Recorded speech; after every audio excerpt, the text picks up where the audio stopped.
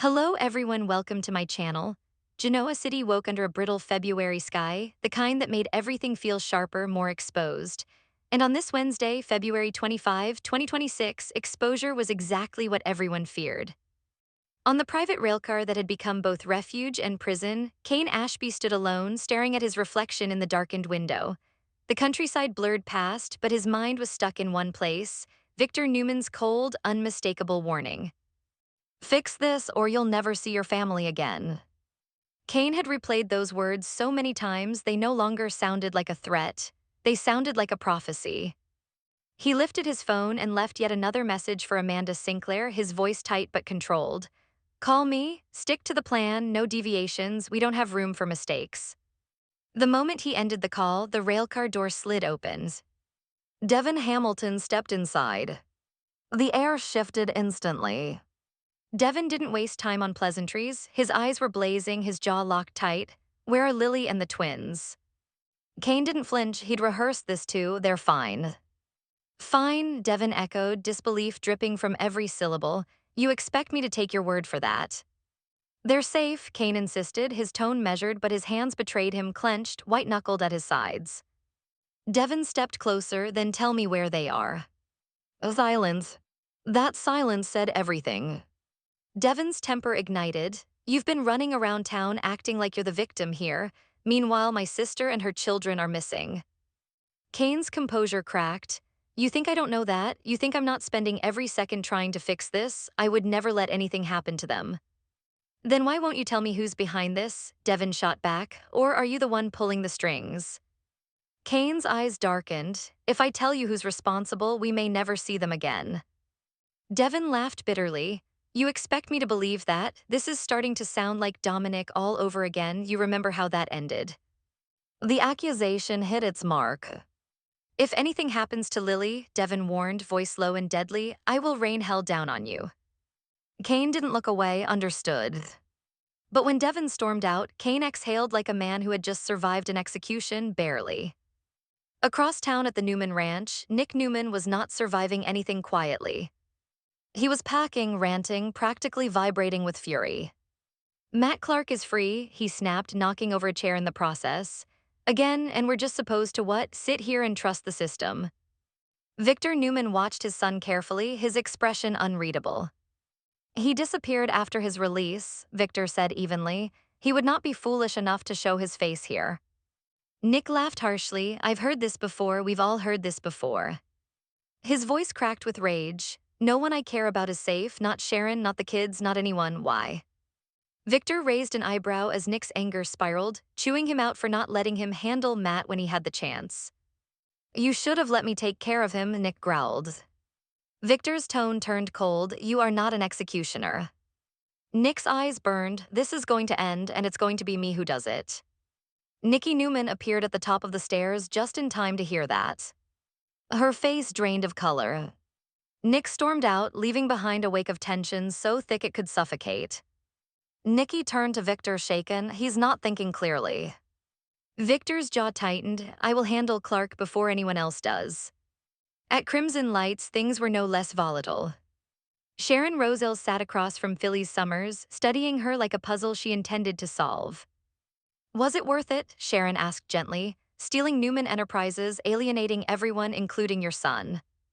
Phyllis smirked, sipping her coffee. Oh, it was absolutely worth it. Sticking it to Victor, priceless.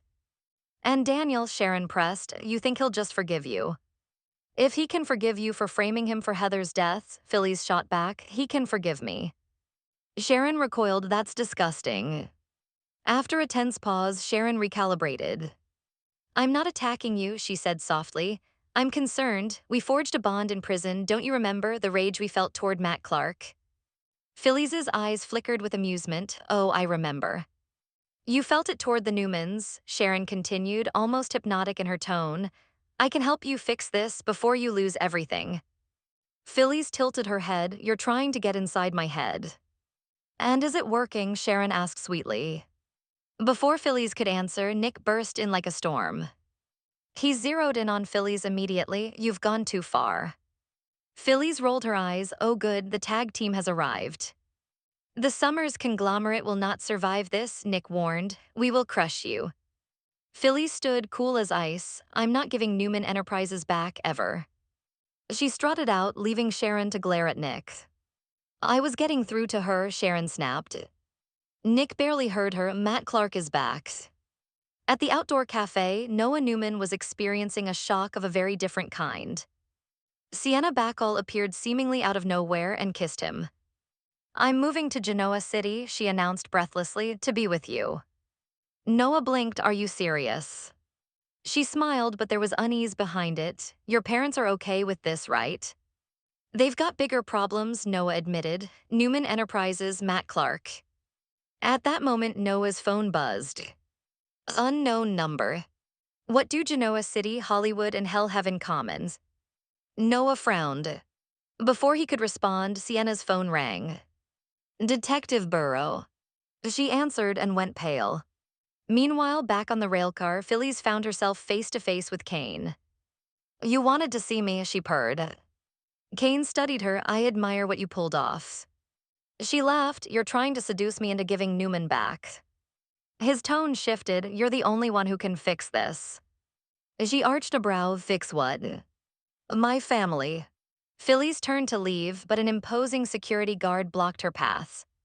She looked back at Kane. What exactly do you expect to gain from this? Kane's voice was low and unyielding.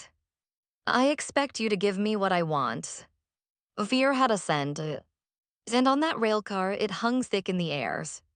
Phyllis didn't scare easily. She'd faced prison, betrayal, Victor Newman at full power.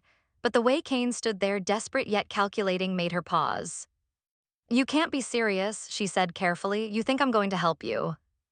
You owe me, Kane replied.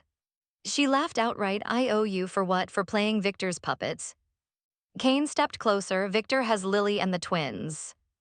The words dropped like a bomb. Phyllis searched his face for a lie. If you want to keep Newman Enterprises, Kane continued, you need leverage. I need my family back. We can help each other. Before she could respond, her phone buzzed. Daniel. Oh, she hesitated. Kane noticed. You're running out of allies, he warned. Elsewhere, Nick's fury had transformed into something colder, more focused. At Crimson Lights, Sharon tried to reason with him. You can't go after Matt alone. He wants me, Nick said flatly. This time I'm ready. You're not thinking clearly. I'm thinking clearer than ever. Back at the ranch, Nikki confronted Victor. Victoria wants Summer to side with us against Phillies. Victor frowned. That could interfere. With what? Nikki demanded. Victor's gaze was icy, you'll say. At the cafe, Sienna finished her call, trembling. He's been released, she whispered to Noah. Matt Clark, and he's not done with us. Noah's phone buzzed again. The answer to the riddle, we all burn eventually. His stomach dropped. Across town, Devon sat alone, replaying his confrontation with Kane. The pieces didn't add up if Victor was involved. He stood abruptly. If Victor had his sister. War was coming. On the railcar, the standoff reached its peak. I'm not your savior, Phyllis said firmly. Kane's jaw flexed. Then you're my last resort. The guard remained planted at the door. You can't hold me here, Phyllis snapped. Kane's eyes hardened. Watch me. And just like that, alliances shifted again. Nick was hunting. Victor was plotting. Devon was preparing for battle.